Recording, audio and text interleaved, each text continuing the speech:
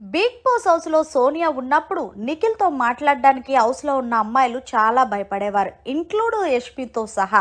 ఇక ఎప్పుడైతే సోనియా బయటకు వెళ్ళిందో ఆ తర్వాత హౌస్ లో ఉన్న అమ్మాయిలు ఊపిరి పీల్చుకొని కొంచెం క్లోజ్ గా నిఖిల్ తో ఉండడానికి చూస్తున్నారు. ఇక ఇందులో భాగంగా తన క్లాన్ లో ఉన్న యష్మి కూడా నిఖిల్ తో బాగా క్లోజ్ గా ఉంటుందనే చెప్పాలి, ఒక మంచి ఫ్రెండ్ గా.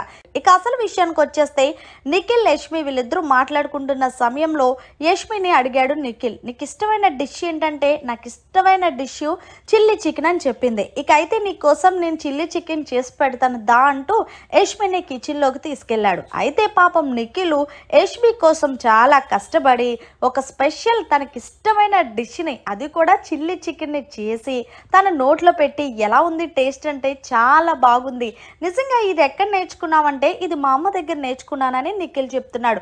నాకు చికెన్ అంటే చాలా ఇష్టం నిఖిల్, అది ఏ చికెన్ అయినా సరే అంటే అవునా అంటే నిజం, ఐ లవ్ ఇట్ చికెన్. అసలు మీ క్లాన్లోకి నేను ఎందుకు వచ్చానో తెలుసా, చికెన్ కోసమే వచ్చానంటే అమ్మ దొంగ అంటూ నిఖిల్ కామెడీ చేస్తున్నాడు.